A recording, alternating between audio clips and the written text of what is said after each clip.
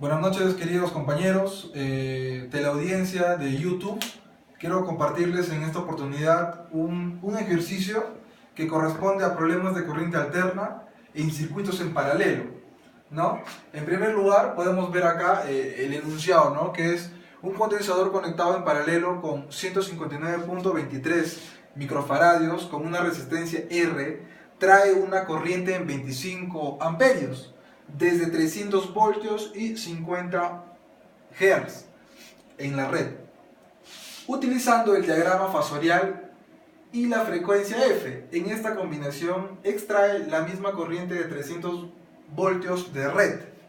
Ahorita vamos a ver dos casos en la que trabaja con 300 voltios y cuando trabaja con 600 voltios. En primer lugar, tenemos como referencia los datos acá. Hay que saber qué es I, qué es IC, qué es IR, qué es IL, qué es XC, qué será. Bueno, en realidad I es corriente, IC es corriente del capacitor, IR corriente de la resistencia, IL corriente del inductor y XC sería reactancia capacitiva. Podemos observar acá el diagrama que le entra una corriente al circuito donde tenemos la resistencia, la corriente de la resistencia y también le entra una corriente del capacitor, como podemos ver acá, y nos da como el dato nos da que tiene un condensador de 159.23 microfaradios, como podemos observar acá. Y también en la fuente, nos da también una fuente donde nos da el voltaje y la frecuencia. Hasta ahí estamos bien porque entendemos el diagrama. Bueno, en primer lugar vamos a ver el primer caso. El primer caso, cuando el suministro del voltaje es 300 voltios, ¿no? Y una frecuencia de 50 Hz. En primer lugar vamos a encontrar XC. XC es la reactancia capacitiva. Ya nos da una fórmula. La fórmula es 1 sobre 2pi por la frecuencia y por la, como podemos observar, y por la conductancia, que es C. Y nosotros, en este caso, solamente reemplazaríamos los datos, que sería 1 sobre 2 pi, que la frecuencia sería 50, por la conductancia, que sería 159.23 por 10 a la menos 6 por 10 a la menos 6, y nos daría como resultado XC sería 20 ohmios, utilizando la calculadora, por supuesto, ¿no? Tendríamos 20 ohmios como primera respuesta.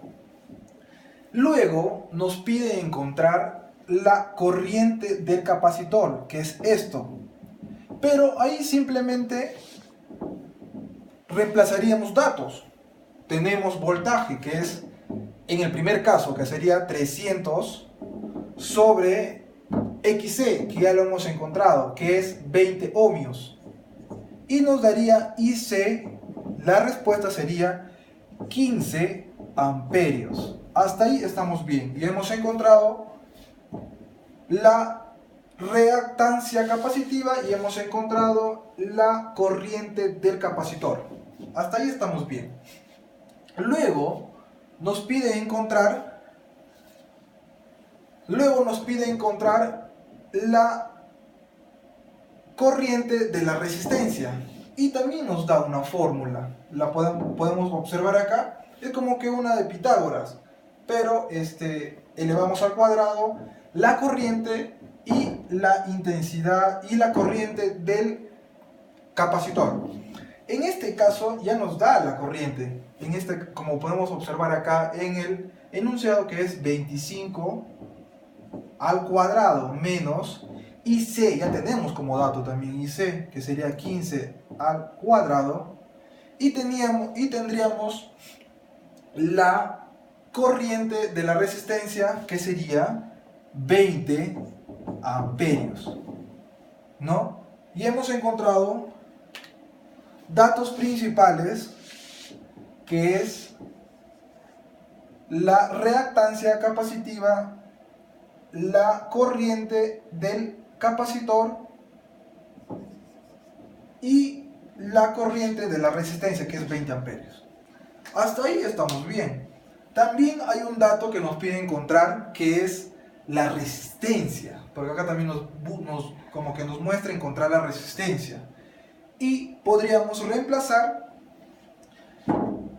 también nos da ya una fórmula, que sería voltaje sobre la corriente de la resistencia. Para encontrar la resistencia serían 300 voltios sobre la corriente de la resistencia, que tendríamos como dato que sería 20. Hasta ahí estamos muy bien. Y utilizando la calculadora serían 15 amperios. Hasta ahí estamos demostrando que en el primer caso, el de suministro del voltaje, que es 300 voltios, nos da como resultado estos datos que estoy mostrando a continuación. Hasta ahí estamos bien, pero como muestra acá, es importante resaltar el tema del diagrama fasorial. Como podemos observar aquí en el primer caso, ¿no? Hacemos un diagrama donde le ingresa la corriente, que es 25 amperios, como observamos acá, y una resistencia que ya le hemos encontrado, una corriente de la resistencia que ya le hemos encontrado, que es 20 amperios, ¿no? Y una corriente del capacitor, que es 15 amperios. Todos estos datos ya están encontrados y lo podemos graficar simplemente en este caso, ¿no? Con los datos que hemos encontrado. Ahora, dice acá que también se puede extraer con una corriente de 300 voltios en esta misma red. Y nos vamos al segundo caso, que dice que es cuando el suministro es 360, ya no 300 voltios, ¿no? Podemos observar aquí que nos pide ya no es la corriente de la resistencia, es la corriente de la resistencia prima, ¿no? Donde acá ya simplemente es reemplazar los datos que ya nos mostraron en su momento. Los datos que vamos a encontrar ahorita va a ser simplemente reemplazar, pero ya con el voltaje no 300, sino 360. Sería 360R, ya lo hemos encontrado, que es 15.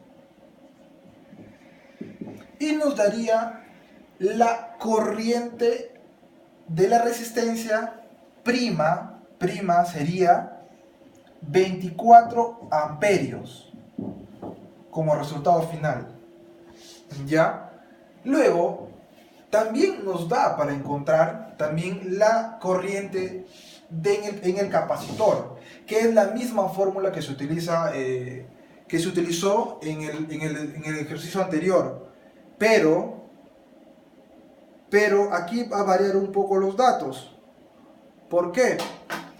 Tenemos la corriente.